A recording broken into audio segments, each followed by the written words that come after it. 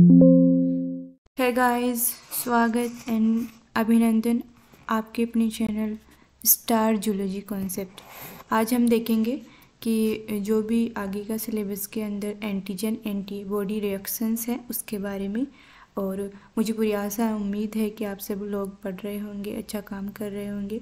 तो इसके अंदर हम क्या देखेंगे, आज इसका इंट्रोडक्शन देखेंगे, है ना। और ये प्रैक्टिस जो इसके आगे की रिएक्शंस है ना, प्रेसिपिटेशन, एग्लूटिनेशन, ये सब जो है अगले वाले लेक्चर्स में देखेंगे, ठीक है। तो उससे पहले, आगे बढ़ने से पहले पिछली क्लास के जो भी क्वेश्चंस आए हैं बनने वाले, वो आज देख लेते हैं और इसकी प्रैक्टिस आपको लोगों को कर लेनी है।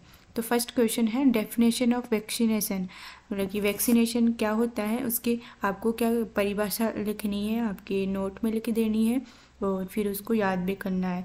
फिर बात करते हैं सेकंड क्वेश्चन में, first type vaccine perform by, मतलब कि फर्स्ट टाइम जो है किसके द्वारा वैक्सीन को बनाया था, है ना। परफॉर्म का मतलब होता है बनाना, है ना, उसके ऊपर काम किसने किया था पहली बार वैक्सीन के ऊपर। तो उसका आपको नाम भी देना है वैज्ञानिक का, और साथ ही उसका जो एग्जाम्पल है कि कौन सी वैक्सीन जो है तैयार की थी, उन्होंने प्रिपेयर की थी, तो उसका भी नाम आपको लिखना है। थर्ड क्वेश्चन है give a detail note on vaccination और इम्यूनाइजेशन विद एग्जाम्पल। आपको वैक्सीन के ऊपर जो है एक बड़ा क्वेश्चन का आंसर लिखना है, या फिर हम इम्यूनाइजेशन कहते हैं, तो उसके जो भी एग्जाम्पल के साथ में जितने भी एग्जाम्पल बन रहे हैं ना, उसके साथ में आपको दोनों के बारे में डिफाइन करना है, ठीक है। कि क्या बोलते हैं, वैक्सीनेशन कितने तरीके से हो सकता है, किस किस तरीके से बन सकता है, मैंने जो बताया था पिछली क्लास के अंदर, उसके सारे के अंदर जो है आपको लिखना है, ठीक है। फोर्थ क्वेश्चन है, ये मल्टीपल चॉइस क्वेश्चन है फोर्थ, मतलब कि आपको ऑप्शन टाइप मिलेंगे और आपको जवाब देना है उसको कमेंट बॉक्स में, ठीक है। तो सेबिन OPV ओरल, है ना, ओरल वाला है ये। तो is example of which vaccine type, कि आपको ये पूछ रहा है कि सेबिन टाइप का जो वैक्सीन है वो किसका किस तरीके का वैक्सीन है। तो ये ऑप्शन है लाइव एटेन्यूएटेड वैक्सीन, मतलब कि आप जिंदा रख के उसको फिर तैयार करते हो, या फिर बी ऑप्शन है डेड इनएक्टिवेटेड वैक्सीन, आप उसको मार के पूरा फिर आप उसका यूज करते हो वैक्सीन बनाने में, या फिर जो रिकॉम्बिनेंट DNA जो वैक्सीन्स होती है ना, उस तरीके से बनाते हो, या फिर A और 2, मतलब कि A और B दोनों की तरह से बना सकते हो आप इसको। तो इसका इस क्वेश्चन का आंसर आपको कमेंट बॉक्स में देना है। चलो तो फिर आगे बढ़ते हैं अपन। तो एंटीजन एंटीबॉडी रिएक्शन क्या होती है सबसे पहले, और इधर आपको देख लो हिंदी के अंदर भी दिया हुआ है कि एंटीजन एंटीबॉडी प्रतिक्रिया क्या होती है। तो हम देख लेते हैं कि जो antigen antibody reactions is the term, यह एक शब्द होता है किसके लिए यूज़ करने के लिए, इंट्रैक्शन किसके बीच में, एंटीजन और एंटीबॉडी, मतलब कि जब अपने शरीर के अंदर कोई रोग जाता है, रोगाणु जाता है, तो उस रोगाणु और अपने अंदर जो एंटीबॉडीज जो प्रजेंट है, प्रोटीन्स प्रजेंट है, उन दोनों के बीच में क्या क्या रिएक्शंस हो रही है, कैसे बंध बन रहे हैं, कैसे बॉन्ड टूट रहे हैं, ये सारी जो क्रिया होती है ना, उसको ही क्या कहते हैं, इंट्रैक्शंस कहते हैं, रिएक्शंस कहते हैं, प्रतिक्रिया कहती हैं, ठीक है। तो इन दोनों के बीच के, तो इसे कह देते हैं इस तरीके से, इसको एंटीजन एंटीबॉडी रिएक्शंस के रूप में हम डिनोट कर देते हैं, दर्शा देते हैं, ठीक है। तो ये क्या है, this bleeds a humoral and antibody mediated immunity.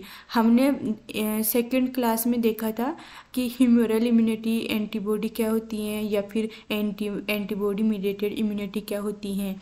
तो वो वाली जो इम्यूनिटी है वो किसके द्वारा बनाते हैं, जब एंटीजन एंटीबॉडी की क्या होती है, आपस में टकरार होती हैं, क्या इंट्रैक्शंस होते हैं ना, तब जाके जो है ह्यूमरल, मतलब कि तरल तरीके की, तरल मतलब लिक्विड तरीके की, ह्यूमरल का मतलब लिक्विड तरीके की, अपने ब्लड के अंदर जो भी रिएक्शंस होती है ना, जो भी इम्यूनिटी पाई जाती है ना, वो होती है। तो ये क्या हो गया कि इस तरीके की ये बिल्ड करती है इम्यूनिटी को। These serves for detection of both specific and non-specific antigen disease, कि ये जो है किस तरीके से रोल प्ले करते हैं किसके लिए, डिटेक्शन के लिए। कौन से डिटेक्शन के लिए, स्पेसिफिक और नॉन, मतलब कि दोनों ही तरीके की, या तो विशिष्ट तरीके की या फिर नॉन विशिष्ट तरीके की। जो भी एंटीजन रोगजनक पैथोजेंस डिजीज़ वगैरह होगी उसके खिलाफ जो भी डिटेक्शन का काम है वो इस जो प्रोसेस है एंटीजन एंटीबॉडी रिएक्शंस उसके थ्रू हम जान सकते हैं। तो इसमें हम बात करते हैं, ये इंपॉर्टेंट पॉइंट है कि कौन कौन से बॉन्ड बनते हैं इसके अंदर, है ना। तो सबसे पहले जो नॉन कोवलेंट बॉन्ड होते हैं ना, कि जो स्ट्रॉन्ग नहीं होते हैं, वीक बॉन्ड होते हैं, उसको हम क्या कहते हैं, नॉन कोवलेंट बॉन्ड कहते हैं। और ये बनते हैं, स्ट्रॉन्ग बॉन्ड नहीं बनता है एंटीजन एंटीबॉडी रिएक्शंस में, मतलब कि कोवलेंट बॉन्ड नहीं बनेगा, ठीक है। नॉन कोवलेंट बॉन्ड बनेगा। इसके अंदर क्या क्या नॉन कोवलेंट बॉन्ड्स की क्या क्या प्रकार हैं, तो टाइप्स हैं, आयोनिक बॉन्ड बनेंगे, वान डेर वाल्स बॉन्ड बनेंगे, हाइड्रोफोबिक और हाइड्रोजन बॉन्ड्स। ये सारे बॉन्ड्स किस में बनेंगे, नॉन कोवलेंट बॉन्ड्स के अंदर आते हैं। और ये ही जो है एंटीजन एंटीबॉडी रिएक्शंस के अंदर फॉर्म होते हैं, बनते हैं। अब क्या कह रहा है ये आगे कि when this reaction perform in vitro then called is serological reactions. कहने का मतलब ये बोल रहा है कि जब इसको हम इन विट्रो मतलब कि बाहर कृत्रिम रूप से आर्टिफिशियल तरीके से हम इसको परफॉर्म करते हैं रिएक्शंस को, एंटीजन एंटीबॉडी को, तो उसको क्या कहते हैं, सीरोलॉजिकल रिएक्शंस कहते हैं, है ना। अंदर तो क्या हो रहा था, एंटीजन एंटीबॉडी, मतलब कि एक ह्यूमन की बॉडी एक एनिमल की बॉडी के अंदर हो रहा है जब रिएक्शंस, तो हम एंटीजन एंटीबॉडी रिएक्शन कर रहे हैं जो कि प्राकृतिक रूप से हो रही है, नेचुरल रूप से हो रही है। लेकिन जब हम आर्टिफिशियल परफॉर्म करते हैं ना तो इसको सीरोलॉजिकल रिएक्शंस कहेंगे।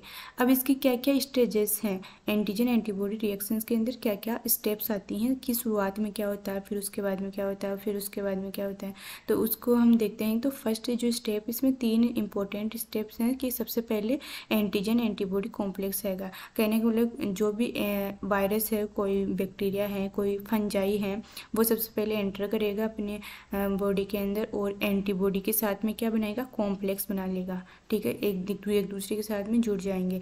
उससे क्या होगा, आगे की प्रोसेस होगी एग्लूटिनेशन की या प्रेसिपिटेशन। इन दोनों में से कोई भी एक रिएक्शन होगी या फिर दोनों रिएक्शन होगी। तो इन दोनों रिएक्शन के बारे में हम अगले नेक्स्ट जो लेक्चर हैं उसमें देखेंगे। तो अभी के लिए आपको ये स्टेप ध्यान रखना है कि फर्स्ट स्टेप के बाद में क्या फॉर्म होगा, एग्लूटिनेशन और प्रेसिपिटेशन की प्रक्रिया होगी, रिएक्शंस होगी। फिर जो लास्ट हम बोल सकते हैं या फिर थर्ड स्टेप बोल सकते हैं कि ये वाली क्रिया होने के बाद में वो जो एंटीजन है वो डिस्ट्रक्ट हो जाएगा, मतलब कि डिस्ट्रॉय हो जाएगा, ख़त्म हो जाएगा, उसको मार के रहेंगे, ठीक है।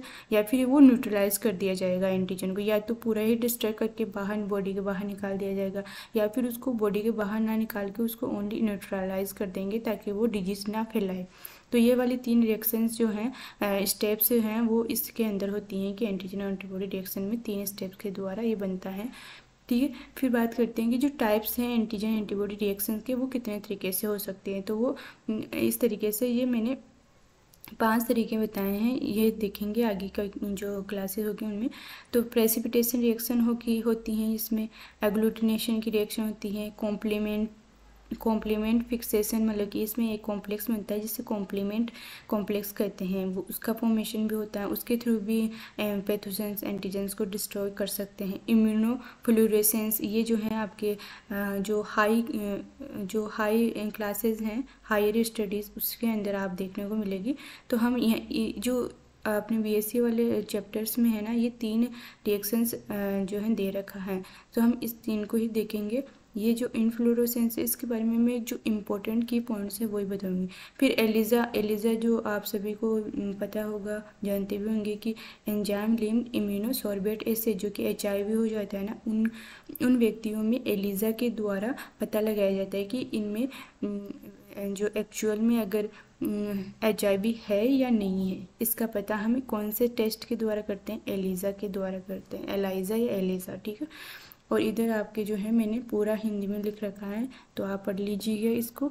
आज के जो है हम क्लास में इतना ही रखेंगे, आप पढ़ते रहिए, करते रहिए, सब कुछ अच्छा होगा।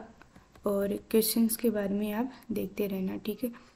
तो धन्यवाद।